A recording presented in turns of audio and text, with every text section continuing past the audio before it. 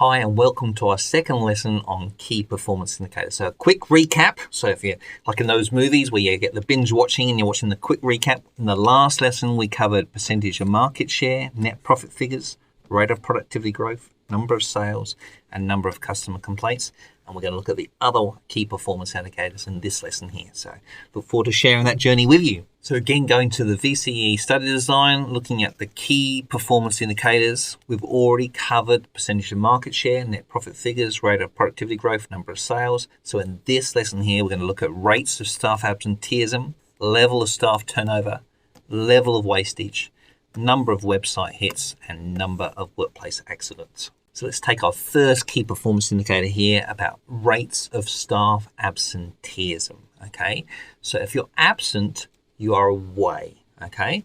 So this is about the average number of days employees are not present. They're away when scheduled to be at work for a specific period of time, okay? So how do we calculate that? Well, we're looking at the total number of days that all of our staff are absent. So we add up how many days they're away, and we divide that by the number of staff that we have, okay? So the idea being is how many days off are we missing due to staff being absent. So the average number of days employees are not present when they're scheduled to be at work. Now, if you can think for yourself, there's loads of reasons why you might be absent for a day, okay? It might be you're on holiday. That's absolutely fine, okay? It could be you're ill for that day. There might be a personal issue going on, or you've got additional responsibilities. Okay, you could be on a training program or something like that. So you could be missing work for a number of reasons. What's more important is if we're seeing a repeated number of employees that are absent repeatedly. So if you're just taking the day off here, I'm getting image from treatment, so you're out in the sunshine. That's often referred to in Australia as taking your sickie, okay? So if you're having it's a good day on the beach and you don't turn up, you're taking a sickie, okay? Clearly not a good scenario, but the idea being it can be sort of almost like one of those reasons why people might be absent, okay? What's a bigger issue is if people are repeatedly away and for a sustained period of time. So if you can imagine, why wouldn't you want to go to work and just claim to be sick or claim to be unwell? It could be that you don't enjoy the work anymore. So this is more like a key performance indicator that gives us an insight into patterns of behavior and maybe underlying causes and problems we need to address. So if we're dissatisfied, people are taking mental health days because they're overly stressed by the workplace, or they've got chronic medical problems that maybe have been created by the workplace. That then causes an issue for us that we need to investigate and hopefully resolve. So just numbers of people being away isn't a big issue. If we're seeing trends rising, if we're seeing large numbers of people taking a period of time off work, that is maybe giving us an insight into underlying problems. So again, here at 10%, not too bad, but suddenly if we see the following year that 20% of staff absenteeism is occurring, that the number of absentees is going up, that is a problem. So this is, again, a number that goes up, which is indicating a bad scenario for us. So it's inverse relationship. Now, why might people be increasing the level of absent beyond purely vacation, holidays, random bits of illness? Why might this be going on? Well, maybe they're dissatisfied with the work. So if they're dissatisfied, maybe we can investigate ways of improving worker motivation. Maybe we could have a performance-related pay scheme where people get paid to achieve their targets, and that will be motivating. Or maybe we can send them on training programs so they can feel that investment is a reflection on their worth in the business, and again, they're more motivated. So there's different ways we can do to try and make them more satisfied at work.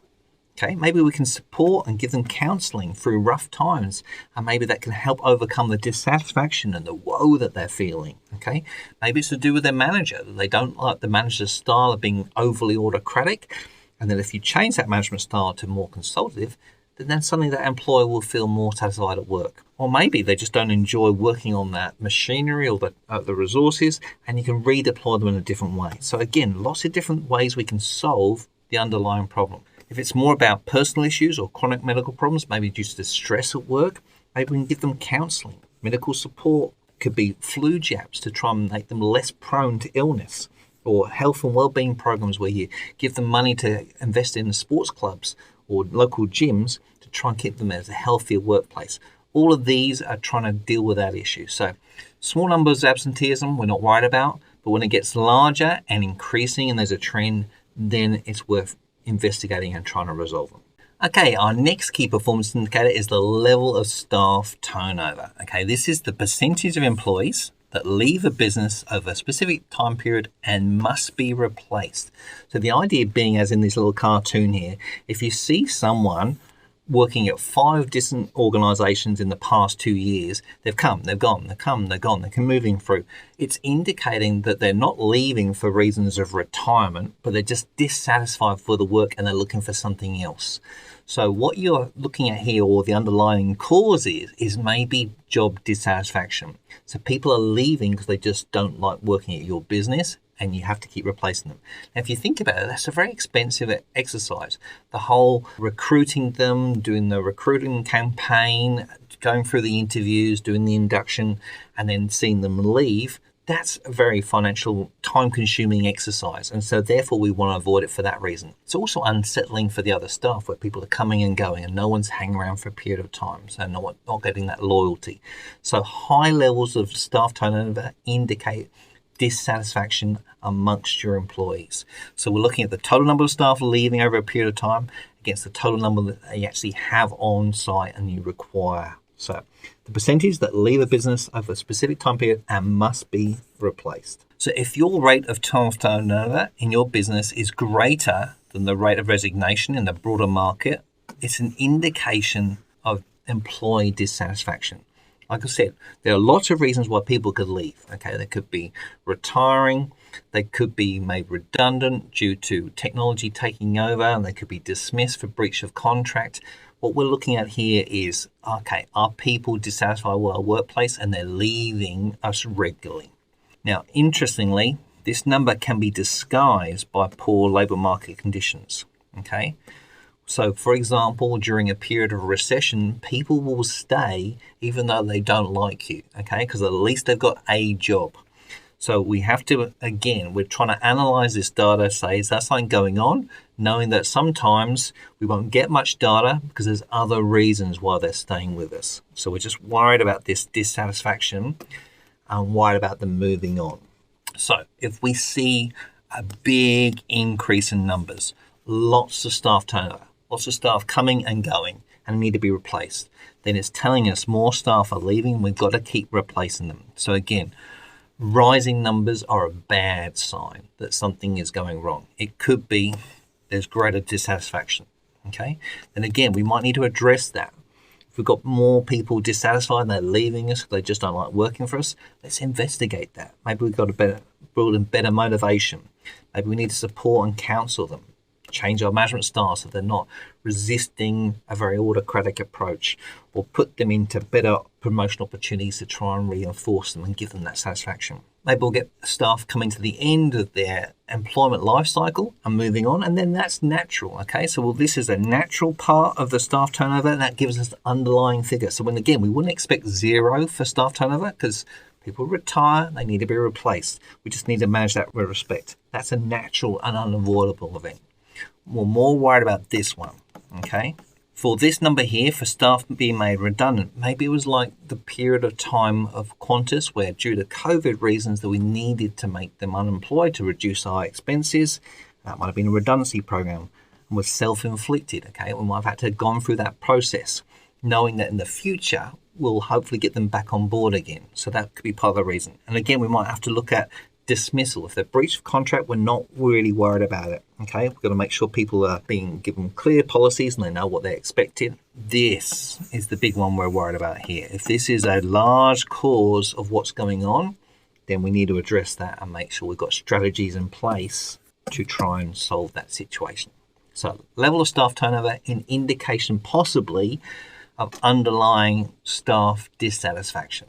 There's other reasons at play, but that's the one we're worried about. Okay, our next KPI, again, is hopefully a very self-explanatory one. This is the number of workplace accidents. And obviously, this is just a record of how many work accidents we get. Okay, recorded as a number. And what we're hoping for is a decline. So if we had 10 accidents in the first month and only 1 in the next month, then that's a good story there. We're getting better. Now, ideally, obviously, we would like to have 0. Okay, we don't want any workplace accidents at all possible for loads of reasons, for the employees, for the issues with the staff, with the families concerned. So we want to try and reduce injuries and accidents wherever they may occur and try and have the best safety we possibly can have. But unfortunately, they may occur. We need to therefore track those, record those, and where possible, try and eliminate them. So accidents could occur due to old or faulty equipment, poorly trained employees, maybe the dangerous nature of the work task, like we're moving forklift with heavy loads, unsafe working practices. So all of that we're trying to eliminate wherever possible and try and create a zero level of accidents. So poor records on workplace accidents can affect staff morale. People get upset about it. It can be related to people being absent, leaving your business, reduce motivation and productivity. So we want to eliminate this one wherever possible. So if our figures are showing originally we had 10 accidents and now we're 20, again, it's an inverse relationship. That's a bad scenario. Accidents increasing, and therefore this is something we want to deal with, okay? What we then want to work out is why are the accidents occurring? Is it due to the equipment, the training, or the procedures? And what can we do to try and resolve those to, again, reduce this down to zero? So all these strategies can be about responding to these KPIs and trying to create a situation which is safer for a workplace and ultimately hopefully have zero workplace accidents. Okay, another relatively self-explanatory one here is the level of wastage. So the level of wastage is literally the amount of inputs and outputs that are discarded. What are we throwing away? What is being wasted? Okay, we can do it either in a volume sense or the number of items that are being wasted that we're not using in ultimate goods that we give to our customers. So we can calculate it, either the number of units or total weight volume of waste materials discarded from production line. So for example, if the Carlton United Brewery has a mechanical breakdown on their capping section, leaves them discarding 100 broken bottles of beer a day, waste. When this machine is mended, the level of wastage is 1 bottle per day. That therefore is an improvement. Okay, so we've got reduced wastage. That's a good result. So that could be just in units. Another way is just in volume. Okay, so let's presume we have a badly stored supply of grain for Carlton United Brewery, and we've got 2 tons of grain being wasted due to health concerns. We just discard it. Whereas improvements will lead to 0, and therefore that's a better result. So again, we're trying to reduce either the volume or the number of units being wasted, being discarded. Now, clearly, what we're trying to do here is reduce the level of wastage to get numbers really low. Now, why? Okay, well, clearly, when we waste it, it's going to add to our production costs. If our expenses are increasing, therefore the profit, revenue minus expenses, is going to be worse. Okay, so we're going to have a negative effect on profit, negative effect on production costs, and also negative effect on your environment and your reputation. When we have this waste produced, it's obviously bad for landfill, it's bad for your reputation in the community and for society in general. So we're trying to reduce this level of wastage wherever possible. So if the numbers are increasing though, that's a bad result. Okay, so if the waste is increasing, it's going to be bad for our reputation, it's going to be bad for our production costs. So if the waste is increasing, maybe it's because our storage is insufficient or inefficient. Maybe we're leaving stuff out unprotected in the environment and it's being damaged by the weather. Okay, we need to look at that and maybe introduce a better way of storing our products. Or maybe we need to have a quality assurance assessment to identify better places to store it. Or maybe we're going to have total quality management to make sure that it's not being inefficient storage and that we've got items moving through nice and smoothly and avoiding waste. Maybe it could be because the production process is broken or inefficient. Again, maybe there's something there that we can invest in technology to try and make it more accurate, improve lean production strategies to deliberately target and reduce waste. All of that will hopefully reduce those numbers and therefore lead to a better story where wastage is reducing. Another key performance indicator is the number of website hits. This is clearly giving an indication whether people are clicking on us and investigating us. Are they interested in our business? Are they looking to buy our products? Is our reputation being enhanced by those hits that we're getting? Okay, so straight away, it's the amount of visits that the business's online platform receives over a specific period of time. And what we'd like to see is it increasing, because clearly it's going to be a sign of customer interest and engagement. Hopefully that interest that people have just from exploring the site then translates into orders, And then we're then going to see sales increase and hopefully potentially profits increase. So it's a thing we want to see increasing. What we then want to have a look at is how many of these hits translate into orders. For example, I'm sure for yourselves, you might be thinking about going on a holiday. How many times you just go on to Webjet and have a little look around, but then actually don't make a purchase? So for example, online flight research is compared to actual purchase flights. What we hopefully want to have if we were running a Webjet is that you investigate that site and then you convert that into a sale, because the sale is where you're going to get the money from the revenue and then hopefully lead into your profits. But what we're tracking here is how many people are hitting that website. So when we're looking at the data this time, we're looking for numbers to increase. That's a positive. So we're looking for a direct relationship. So here, originally there was 10 hits, now it's 20. That's a good sign. More people are searching our site. What we're more worried about is if the numbers are decreasing. If less people are investigating our site, why is that occurring and what's going wrong? So if less people, is it we've got bad promotion going on? People aren't aware of us. Are people not interested in our products? Do we have a bad reputation that we didn't know about, that people aren't looking at us? Or are we now associated with poor quality products? So why are people not clicking and investigating our business?